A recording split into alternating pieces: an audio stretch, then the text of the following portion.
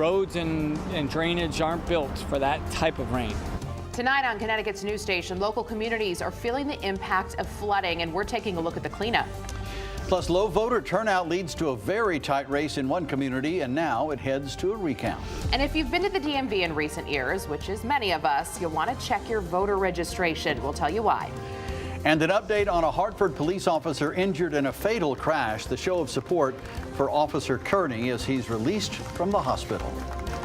Fox 61, Connecticut's news station, begins with a Weather Watch alert.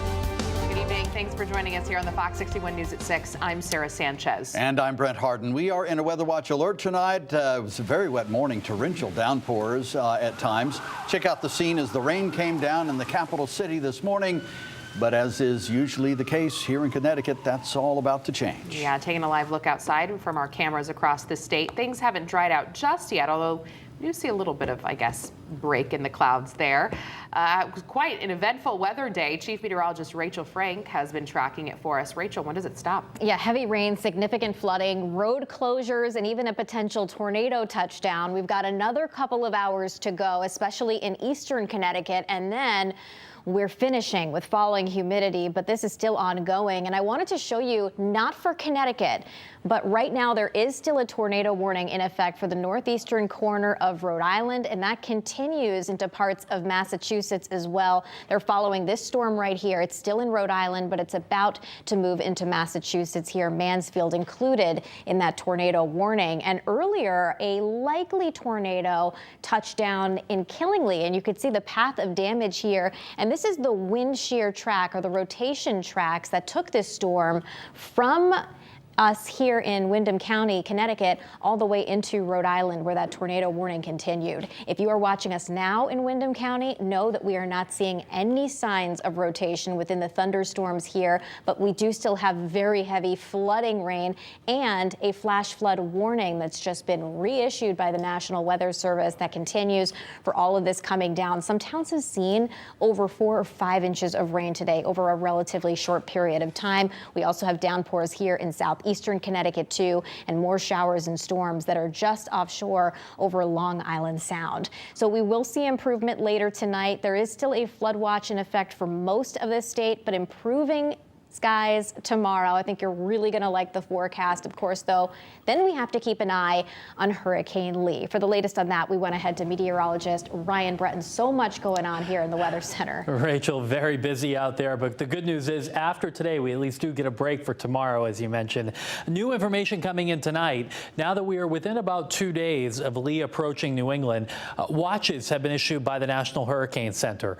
Connecticut not included in any of these watches, though, which matches with the forecast that we've been talking about for most of this week. A tropical storm watch begins at Watch Hill, Rhode Island, includes most of the coast of New England all the way up to Stonington, Maine, where a hurricane watch has actually been issued because the storm is expected to track into the Gulf of Maine and then curl up toward Nova Scotia.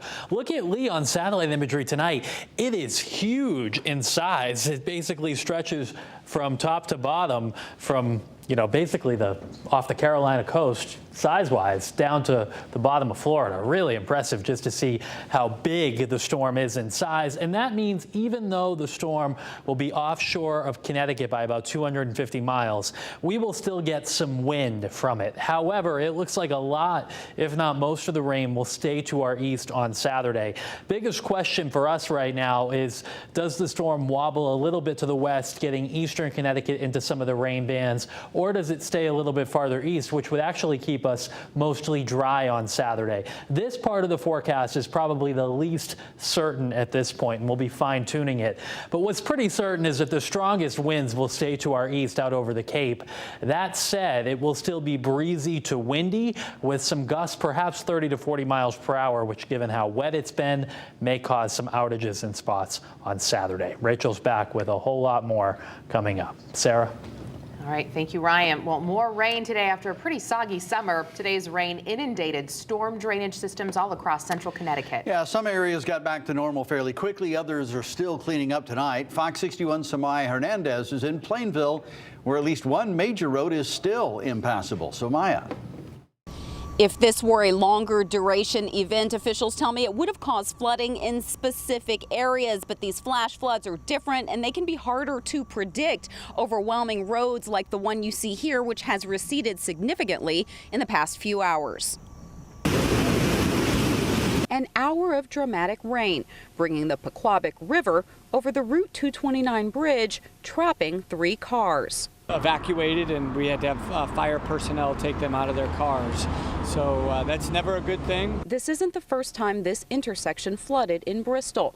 It's a spot Public Works Director Ray Rogozinski and the 28 workers who closed 7 roads Wednesday morning monitor every time there's significant rain. Closing roads, diverting traffic from, flooded areas. Hambler Almino saw the rescues from his new restaurant. A guy was telling me that he has the water up to his chest. Less than 2 months ago, 5.5 inches of rain washed away a portion of this state road. A month later, after we bought the business, first time they closed. They closed the road. For new business, it's a little difficult if we close down a day. The city's storm system worked as intended by midday, and police reopened the road. It's a 20-minute event a lot of times, and we're asking for patience from people. They shouldn't try to drive through these. Flooding closed Route 10 in Farmington and Johnson Avenue in Plainville, where signs urged drivers not to take chances.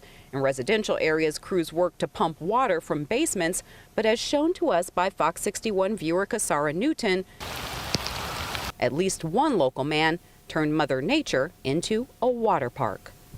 Crews have also been busy cleaning storm drains, and they urge you to do that in front of your home as well. If it's too much for you, call Public Works. In Plainville, I'm Samaya Hernandez, Fox 61, Connecticut's news station. New tonight, the Hartford officer injured in a crash that killed one of his fellow officers is released from the hospital.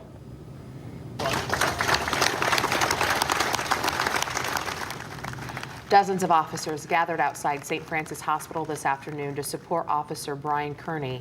Kearney was injured in a crash last week. A teen was fleeing a traffic stop and crashed his car into a police cruiser. Kearney and his patrol partner, Detective Bobby Garton, were in that cruiser on their way to a different call. Garton was killed in that crash. And tonight, community members are honoring Detective Bobby Garton by holding a vigil. Mothers United Against Violence will host the vigil for Detective Garton in just under an hour at 7 p.m. at the Hartford Public Safety Complex. Fox 61's Gabby Molina will be at that vigil and will have a live report on the news at 10 and 11 tonight. Detective Garton's wake will be held at Duncan Park on Friday from 2 to 7 p.m. and a funeral service will take place at the XL Center at 10 a.m. on Saturday, followed by a private burial service. Weathersfield Police releasing a traffic advisory for several roads that will be closed on Saturday due to the procession for Garton. And this includes parts of Main Street, Marsh Street, Hartford Avenue, Broad Street, State Street, and part of Silas Deane Highway. The roads will be closed between 11 a.m. and 4 p.m. Well, new at 6 here, the 5 former New Haven police officers who were arrested in the Randy Cox case have applied for a probation program that could erase their charges. A hearing is set for November 1st to determine if the officers are eligible for accelerated rehab. The 5 officers were arrested after Cox was paralyzed in a police transport van last June. All 5 officers have pleaded not guilty to charges related to how they treated Cox. Frontier Communications is moving out of Connecticut. The company announces it's relocating its Norwalk headquarters to Dallas. In a statement, it says it's investing in a brand new GigaHub office that will make it easier to stay connected to customers and manage its national operations. But the company does say it plans to maintain a strong presence in our state. State police want to talk to witnesses who saw a crash in Cromwell. That crash is now being linked to a death of a toddler they're now calling suspicious. It happened Monday. Police say a woman behind the wheel of a Hyundai rear-ended another car. She then crashed into a guardrail on Route 9 near exit 25. The woman left the scene with her daughter and walked down an embankment near the highway. 2 hours later, officials found the woman walking along Route 9 without her daughter. Police say the 2-year-old was found near the Connecticut River and was pronounced dead at the hospital. Anyone who may have witnessed the crash should call police. To Bridgeport now, where incumbent Mayor Joe Ganim has declared victory in the Democratic primary. But his challenger, John Gomes, still hasn't conceded. And the Registrar of Voters is not finished counting votes just yet. Fox 61's Julia LeBlanc is outside the Government Center in Bridgeport with the latest. The latest numbers from the Secretary of the State's website showing Joe Ganim taking the lead by about 7% over John Gomes. This after Gomes was briefly in the lead last night before absentee ballots were counted. But of course, nothing is official until the Registrar of Voters is done counting. I love Bridgeport. Bridgeport voters like Jeanette Watson waking up Wednesday to early election results. Right now, incumbent Mayor Joe Ganim taking the lead over Democratic challenger John Gomes. He's a people person, and I'll be for him until I leave this earth. Watson used to work for Ganim, and she's rooting for him. Others telling us off camera they disagree, pointing to Ganim's controversial past, where he spent time in prison after being convicted of corruption during his first term. There's also an ongoing investigation handled by the chief state's attorney into the results of the 2019 election. But Ganim has put all his focus on the future during his campaign, hoping to lead the city through a third term. Thank you to the voters. Ganim posting this message on Facebook. It means a lot to me that you put your trust, your support in me as your mayor, now as the Democratic nominee going forward in November. But Gomes, who also used to work for Ganim, says the fight isn't over yet. In a strong statement to Fox 61, he explains how history is repeating itself, with the in-person votes and absentee votes not coinciding with one another. He went on to say, quote, "For far too long, the unwritten rule in Bridgeport has been the people who cast the votes don't decide an election. The people who count the votes do." Here's what he said his main goal is Tuesday night at his watch party. Restore the trust of the people in the government. I think with that, then the other parts will come in. Campaign leaders for Gomes telling me at their office this afternoon that he does plan to run in the general election as an independent. In the meantime, Ganim is saying that this win reflects the voice of the voters. We are in Bridgeport. Julia LeBlanc, Fox 61, Connecticut's news station. Now, for a look at all of the race results, you can text the word VOTE to 860-527-6161 right now, and you'll get a link to our results page, populating vote counts and races for you right on the website. And of course, you'll also find our team coverage of the primary and the upcoming election in November there and on the Fox 61 News app.